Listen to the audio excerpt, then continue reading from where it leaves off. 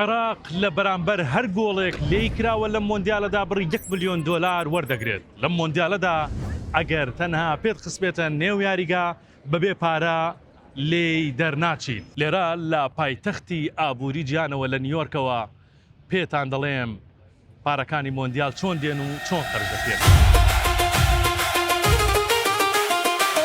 فیفا بۆ ئەم مۆندیالە بڕی 871 ملیۆن دۆلاری تەرخان کردووە بۆ هەڵبژاردەکان. ئەمەش بە نزیکەیی 2 ئەوەندەی پارەی مۆندیالی ڕابردووە، واتە ساڵی 2022 کە لە قەتەر بەڕێوەچوو بڕی 440 ملیۆن دۆلاری بۆ تەرخان کرابوو. فیفا ئەم بڕەپارەیە بە شێوازێک دابەش دەکات بەسەر هەڵبژاردە بەشداربووەکاندا کە بڕی 2 ملیۆن و 500 دۆلار پێیان دەدرێت سەرەتا وەکو خەرجی، دواتریش 10 ملیۆن دۆلاری دیکەیان پێدەدات.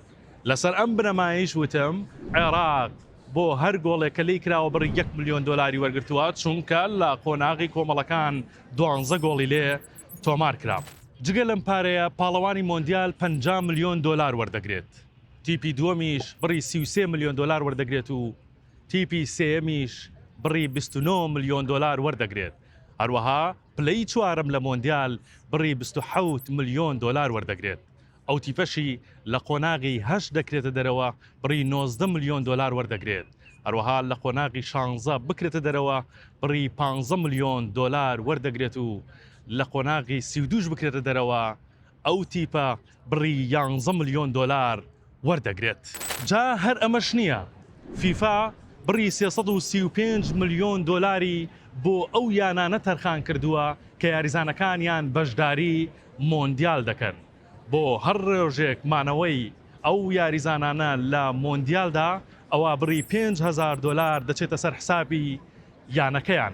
ئەو یانانەی کە زۆرترین یاریزانیان بەشداری کردووە و قازانجێکی خەیاڵی دەکەن پێک هاتوون لە مانچستەر سیتی 19 یاریزانی بەشدارە لە مۆندیالدا و زۆرترین قازانج دەکات. هەروەها بایر میونشن 18 یاریزانی بەشدارە.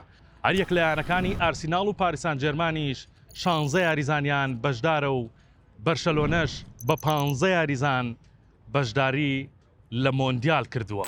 ئەگەر دەپرسن فیفا ئەم پارەیەی لەکوێ هێناوە، ئەوە سەرچاوەی داهاتی فیفا لە مۆندیالە زۆرەوە مەزەندە دەکرێت کە 13 ملیار دۆلار قازانج بکات لەم مۆندیالەدا. 4 ملیار دۆلار لە پارەی کرێی پەخشی تەلەڤیزیۆنیەوە، هەروەها 3 ملیار دۆلار لە فرۆشتنی تکت و 3 ملیار دۆلاریش لە سپۆنسەرەکانەوە دەست دەکەوێت. مەزەندە دەکرێت تەنیا تۆڕی فۆکسپۆرت لەو ناوبڕانەی ئەو خواردنەوەدا 250 ملیۆن دۆلار قازانج بکات. ئەمە جگەلەوەی نرخی ڕیکلامێکی سی چرکەیی دەگاتە 300,000 دۆلار لەم قۆناغەدا و لە قۆناغەکانی دیکەش گرانتر دەبێت.